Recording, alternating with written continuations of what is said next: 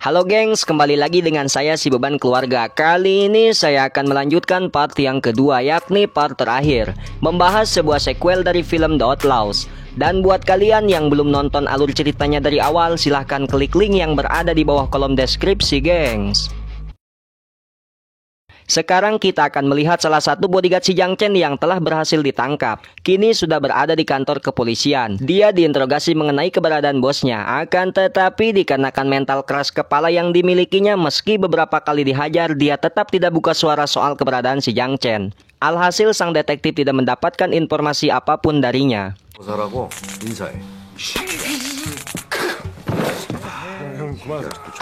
Adegan berpindah di mana Bos Isu sedang merayakan acara ulang tahun istrinya yang ke-60 tahun. Tiba-tiba ada seorang penyusup yang masuk ke tempat tersebut.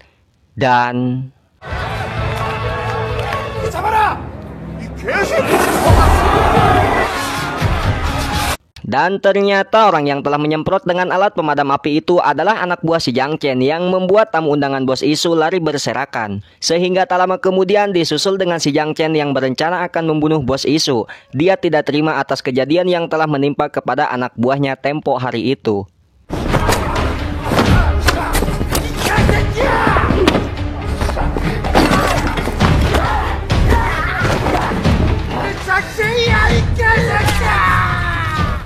Akhirnya peristiwa tersebut berhasil diketahui oleh pihak kepolisian yang sedang melihat langsung tayangan di berita. Itu membuat mereka harus lebih hati-hati lagi untuk menangkap sosok si Jiang Chen. Sehingga tak lama kemudian ada sedikit pertengkaran antara si kapten dengan anak buahnya. Anak buahnya menganggap bahwa si kapten tidak ada sama sekali kerjasamanya sebagai seorang pemimpin. Anak buahnya itu merasa kekurangan anggota untuk menuntaskan kasus tersebut.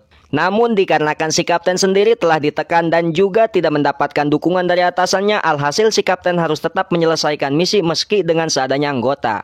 Dan itu menjadikan si kapten merasa serbaguna dibuatnya. Lah kok serbaguna? Semen hol sim dong, merasa serba salah dibuatnya.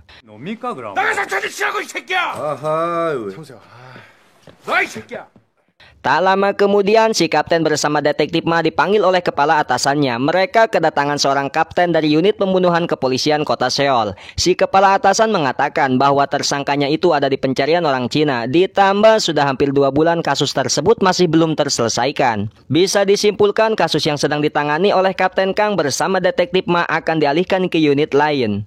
Namun dikarenakan sang detektif tidak ingin kasusnya itu dipindahkan ke unit lain, dia bersikeras dan sedikit mengada-ngada bahwa akan menangkap semua pelaku sekaligus. Sebanyak 25 orang atau lebih dalam satu operasi dengan hitungan waktu kurang lebih 1 minggu. Dan itu akan mengharumkan nama baik mereka. 얘네를 한꺼번에 잡으려다 보니까 우리가 약을 좀 쳐놓은 상태예요. 최소 25. 너 나한테 아까 뭐라? Kembali dengan si Jiang Chen yang sedang bersama seorang pengusaha besar, di mana dia diberi sebuah misi untuk menyerang saingan bisnisnya, yakni Bos Wang, si pemilik tempat karaoke. Si Jiang Chen sendiri akan diberi upah yang cukup tinggi dari kerjaannya itu. Lalu si pengusaha besar membawa si Jiang Chen ke salah satu restoran untuk makan siang. Ketika si asisten diajak masuk ke dalam, dia menolaknya untuk ikut dan memilih diam di mobil. Tapi ternyata secara diam-diam dia langsung menelpon Bos Wang memberitahu lokasi keberadaan si Jiang Chen. Yang jelas dia mengecewai atas perbuatan si Jiang Chen yang telah mengganggu istrinya. Ditambah dia juga orang yang telah membunuh Bos Venom dan memotong tangan anak buahnya itu. Di saat makan, si Jiang Chen sendiri kembali bernegosiasi dengan si pengusaha besar. Dia bersikeras meminta upah 2 kali lipat dari tawaran pertamanya. Si pengusaha besar sontak menolaknya, namun si Jiang Chen dengan penuh keberanian langsung menendangnya bahwa dia tidak ingin dibayar separuh dari permintaannya. Sehingga akhirnya keinginan dia dikabulkan oleh si pengusaha. 알았어. 뭐 황 사장만 잘 정리하면 바로 주겠어. Dan benar saja ada segerombolan anak buah Bos Wang yang mengepung tempat tersebut berencana akan membunuh si Jiang Chen dan anak buahnya itu.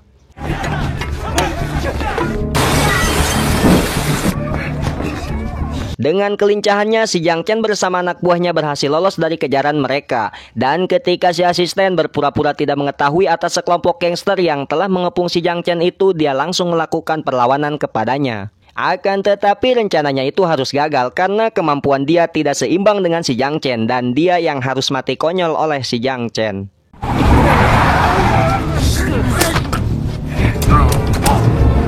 Menyadari bahwa insiden tersebut ulah dari geng Chunsik yang diketuai oleh bos Wang, Detektif Ma langsung mendatangi markasnya. 황 사장 어디 있어? Dia memberi saran kepada bos Wang bahwa jangan ikut campur soal kasus yang sedang ditanganinya, karena dia berniat akan menangkap sosok si Jiang Chen dengan tangannya sendiri. Dia juga memberikan rompi tahan tusukan apabila si Jiang Chen tiba-tiba datang dan melakukan penyerangan padanya. Mengetahui soal aksi si Jiang Chen bersama komplotannya itu semakin tak terkendali, Detektif Ma mulai mengumpulkan semua warga sekitar, meminta kerjasamanya agar lebih mudah untuk melakukan operasi. Awalnya semua warga menolak karena mereka tahu sosok si Jiang Chen itu berbahaya, bahkan tidak segan-segan dalam membunuh seseorang. Akan tetapi atas perkataan dari si bocil, yakni sahabat sang detektif sendiri, bahwasanya jika aktivitas kekerasan dibiarkan maka akan timbul lebih banyak korban. Alhasil para warga tersebut pun luluh dan mau diajak untuk bekerja sama dengan polisi. Karena pada dasarnya mempercayai seseorang jangan hanya melihat umurnya saja, melainkan dari pemikirannya tersebut. Lanjut. 이러니 잡놈들한테 당하는 게 아닙니까? 아스바이는 계속 방범복 입고 일하겠습니까? 그러니까 너무 위험하게 다가가지 말고 그냥 뭐 남길 수 있으면 사진 같은 거 남기면 좋고. 한 장만 잘 찍어주시면. Semua warga pun langsung beraksi, mulai dari merekam maupun memfoto tindakan kriminal mereka, sebab itu akan menjadikan bukti kuat untuk menjebloskan si Jiang Chen ke dalam penjara. 다짜고짜 다 깨부시고. 100만 원씩인데 원래 연변조리마다 아주 쓰레기요 쓰레기. 아니 뭐가 이렇게 많아? 얘네들 하루에 다 잡아야 돼. Kemudian anak buah detektif Ma memberitahu kepadanya bahwa polisi Cina akan segera tiba dalam beberapa hari lagi, karena Pak Komisaris bersikeras akan memberikan instruksi kepada unit lain untuk menangani kasus tersebut. Dan itu membuat sang detektif harus segera mencari cara lain agar si Jiang Chen bersama komplotannya bisa tertangkap dengan tangannya sendiri. Saatnya tiba ketika bodyguard si Jiang Chen hendak dibawa oleh polisi Cina, Detektif Ma sempat menahan dan memberinya kesempatan terakhir. Bahwasanya jika dia memberitahu keberadaan bosnya, maka Detektif Ma akan tetap menempatkannya di penjara Korea dan dia bisa bebas dalam beberapa bulan mendatang. Karena jika dia ikut ke sana, mereka akan memberikan hukuman mati kepadanya. Ya, tapi dikarenakan sifat keras kepala yang dimilikinya, dia sama sekali tidak mengeluarkan satu perkataan pun, dan itu membuat sang detektif tidak mendapatkan informasi apapun darinya. 야.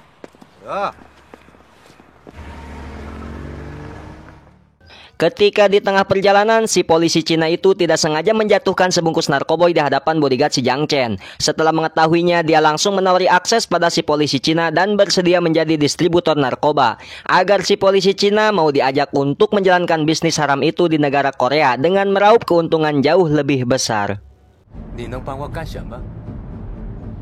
Akhirnya kedua polisi Cina itu melepaskan bodyguard si Jiang Chen begitu saja, sekaligus memberikannya sebuah nomor telepon untuk menghubunginya nanti apabila dia sudah siap.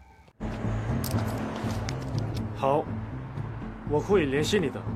Tapi ternyata semuanya itu hanyalah jebakan yang sudah direncanakan oleh Detektif Ma. Dan kedua petugas asal Cina itu ternyata polisi palsu yang sedang menyamar sebagai intel. Sehingga ketika nanti si bodyguard membuat kesepakatan, Detektif Ma bersama rekannya bisa langsung menggerebek si Jiang Chen beserta komplotannya. 자, 이거 내가 신경 썼으니까 너. 감사합니다. Lalu si bodyguard melaporkan kepada bosnya bahwa dia telah mempunyai rekan baru untuk diajak menjalankan bisnis penyelundupan narkoba di negara Korea, yakni kedua polisi Cina palsu tadi.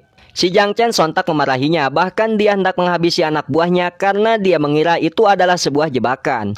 Namun dengan santainya, anak buah si Jiang Chen langsung menunjukkan barang bukti kepadanya, dan itu membuat si Jiang Chen seketika mempercayainya. 이런 게 100kg가 있답니다. 그쪽에서 형님을 직접 보자합니다. 그래야 거래를 할 수 있다. Sehingga keesokan harinya si polisi palsu itu mendapatkan panggilan telepon dari bodyguard si Jiang Chen. Si bodyguard mengatakan bahwa dia telah membuat kesepakatan dengan bosnya. Lalu si polisi palsu memberitahu lokasi pertemuannya di salah satu bar pada pukul jam 9 malam. Dari situ Detektif Ma bersama rekannya langsung persiapan untuk melakukan penggerbekan. 야 뭐래? 9시까지 온답니다. 걸렸어 이 새끼들. Saat waktunya tiba, detektif Ma bersama pasukannya langsung mendatangi tempat yang telah disepakati oleh si polisi palsu dengan bodyguard si Jiang Chen. Mereka juga menyingkirkan orang-orang yang mencurigakan di area tempat tersebut, agar aksi penyergapannya itu berhasil tidak diketahui oleh si Jiang Chen.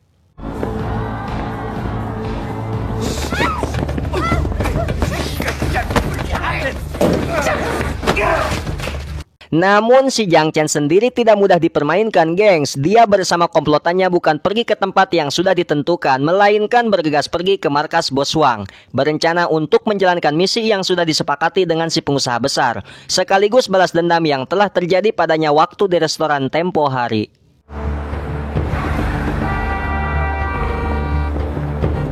Dan benar saja, yang datang ke tempat yang sudah disepakati dengan si polisi palsu itu hanya dipimpin oleh salah satu dari bodyguard si Jiang Chen bersama pasukan lainnya. Detektif Ma yang belum menyadarinya pun langsung melakukan penyergapan. 준비해. 快点！ 욕수가 10대가리 들어갑니다.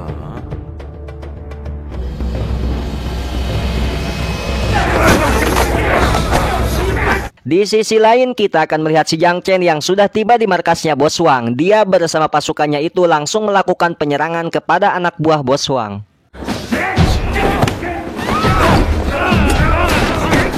Bos Wang yang menyadari bahwa dirinya berhasil diketahui oleh si Jiang Chen mencoba untuk melarikan diri. Jiang Chen yang mempunyai rasa ingin membunuhnya, dia langsung mengejarnya.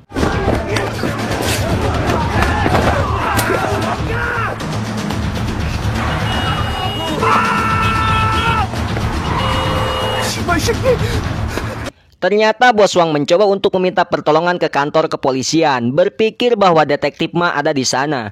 Tapi sayangnya saat beberapa langkah lagi menuju ke kantor, dia harus tertangkap oleh si Jiang Chen.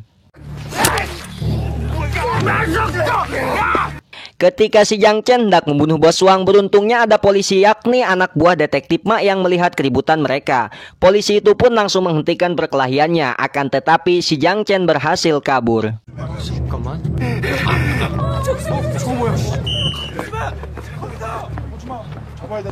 Tanpa si Jiang Chen sadari, ternyata si polisi itu membuntutinya dari belakang. Dia sendiri langsung memberitahu atasannya tentang lokasi persembunyian si Jiang Chen. Dikarenakan detektif Ma telah berhasil menangkap bodyguard si Jiang Chen bersama komplotannya itu, dia sendiri langsung bergegas pergi untuk mendatangi lokasi keberadaan si Jiang Chen.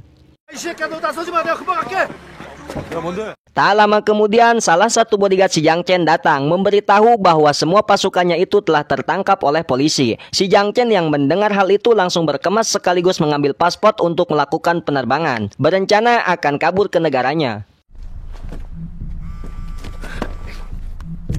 Saat si Jiang Chen hendak berangkat, pergerakan si polisi itu harus ketahuan dan dia juga terpaksa mencoba untuk menahannya. Melihat hal tersebut, si Jiang Chen berniat akan menabrak si polisi. Dan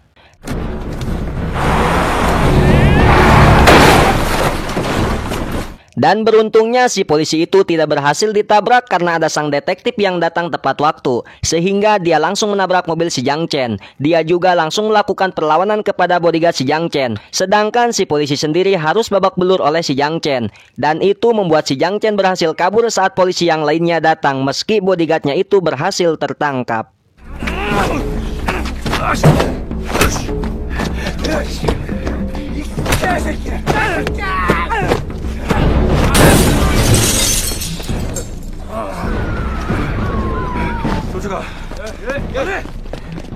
Si Jiang Chen sendiri mencoba untuk istirahat ke salah satu restoran, di mana restoran itu adalah milik si bocil bersama kakeknya. Sehingga tak lama kemudian dia menelpon si pengusaha, memberitahu bahwa pekerjaannya itu telah selesai, yakni menyerbu Bos Wang dan komplotannya. Dia juga menagih upahnya agar segera dikirim karena dia akan melakukan penerbangan ke Cina. 무슨 확인이야 이씨.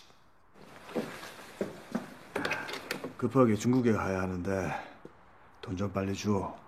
Selang dari itu, dia melihat adanya foto anak buahnya di restoran tersebut, sehingga dia menyadari bahwa si kakek dan si bocil itu telah bekerja sama dengan polisi.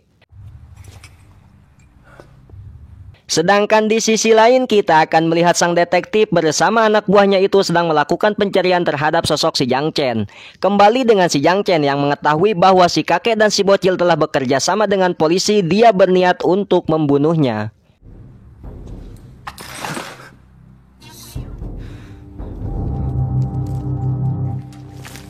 Saat detektif Ma mencari keberadaan si Jiang Chen, tiba-tiba dia diberi informasi oleh bos Wang bahwa orang yang telah memberi pekerjaan kepada si Jiang Chen adalah seorang pengusaha besar itu, di mana bos Wang sendiri meminta sang detektif agar segera menghubungi si pengusaha untuk menjebak si Jiang Chen.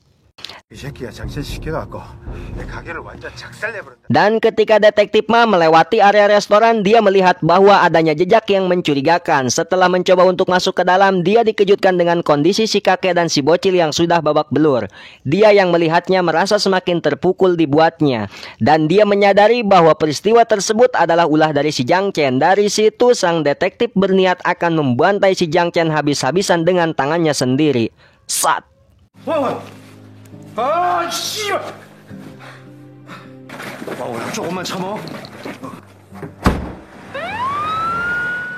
Akhirnya sang detektif langsung menghubungi si pengusaha, di mana dia meminta kerjasamanya dengan si pengusaha untuk menjebak si Jiang Chen yang hendak melakukan penerbangan ke Cina. Si pengusaha sempat menolak karena dia takut jika si Jiang Chen menyerang balik. Namun tak lama kemudian ada segerombolan geng Chunsik yang mengepung si pengusaha, di mana mereka diinstruksikan bos Wang untuk menangkap si pengusaha agar si pengusaha mau diajak bekerja sama dengan sang detektif. Saat waktunya tiba, di mana si pengusaha berpura-pura untuk mengantarkan si Jiang Chen ke bandara, sekaligus memberikan upah dari pekerjaannya itu. Namun si Jiang Chen sempat emosi karena upahnya itu bukan berupa uang tunai, melainkan dalam bentuk deposit. Dikarenakan tidak ada waktu lagi untuk melampiaskan rasa kekecewaannya itu, dia mau tidak mau harus mempercayai si pengusaha dan menerima upahnya itu dalam bentuk tersebut. 그것만 있으면 어디든 돈 찾을 수 있어. Sebelum melakukan penerbangan, dia mencoba masuk ke toilet untuk membersihkan muka sekaligus mengganti pakaiannya. Setelah keluar dari kamar mandi, dia dikejutkan dengan adanya detektif Ma yang sudah standby akan menghajarnya. Ditambah sang detektif telah mengetahui bahwa tiket pesawat yang akan digunakan si Jiang Chen tidak bisa terbang pada malam itu. Dan ini tentunya yang Anda tunggu-tunggu, gengs. Final battle antara tokoh utama kita dengan si Jiang Chen. 혼자야? 아직 싱글이야.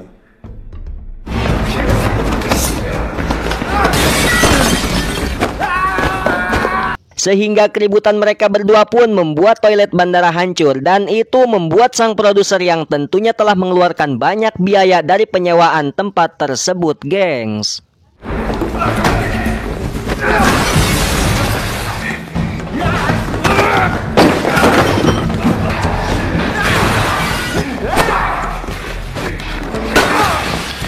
Jiang Chen yang terus-terusan dihajar oleh detektif Ma mencoba bangkit untuk membunuhnya menggunakan pecahan kaca. Tapi sayang dikarenakan kondisi fisik jauh berbeda dengan tokoh utama kita, alhasil dialah yang harus menerima kekalahan.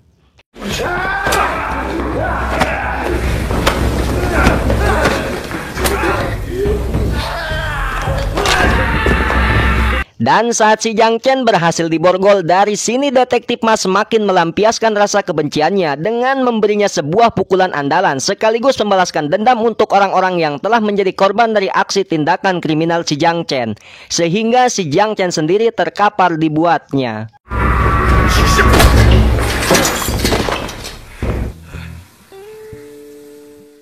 Setelah pihak kepolisian berhasil menangkap semua anggota gangster yang berada di negara Korea, keesokan harinya kita akan melihat si kapten yang sedang dikerumuni banyak wartawan.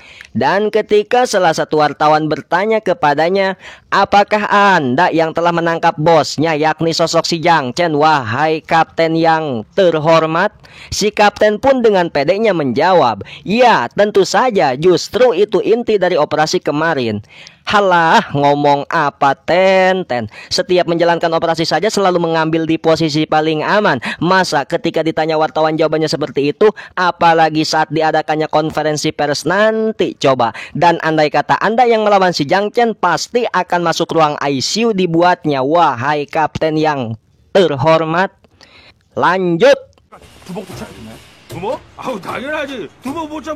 Bahkan saat dia mendapatkan telepon dari Pak Komisaris, sehingga Pak Komisaris sendiri belum mengeluarkan satu perkataan pun, dengan percaya dirinya dia langsung mengatakan, "Kepala, sudah kubilang akan berhasil, bahwa saya telah menangkap semua anggota gangster sekitar 30 orang.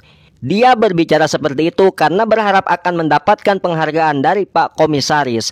Lah, kok yang turun tangan sepenuhnya siapa, yang mengakuinya siapa? Harus malu dong mengakui hasil dari kerja kerasnya orang lain.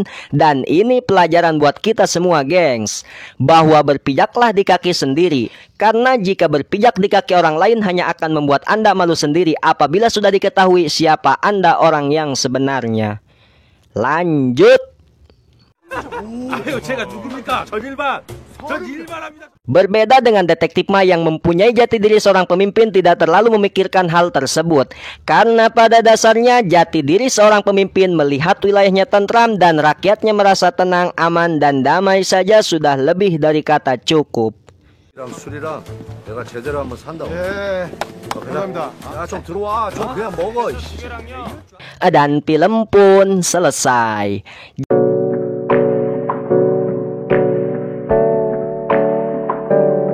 Jadi isi alur cerita film ini diadaptasi langsung berdasarkan kisah nyata, gengs, yang terjadi pada tahun 2004, di mana kepolisian Gyeongcheon, unit kejahatan berat di kota Seoul, Korea Selatan, menangkap 30 anggota gangster. Dan poin penting dari keseluruhan isi film ini, gengs, jika kita sedang merantau jangan pernah merasa paling jago, karena tanpa disadari di balik kita memiliki sebuah kemampuan pasti ada orang lain yang jauh lebih hebat di daerah tersebut. Saya selaku anggota beban keluarga tanpa adanya kelompok mengucapkan sekian dan terima kasih kepada kalian yang berada di setiap pelosok. Sampai jumpa di alur cerita film selanjutnya. Bye. Bye. Bye. Engap. Engap. Gerak. Oke.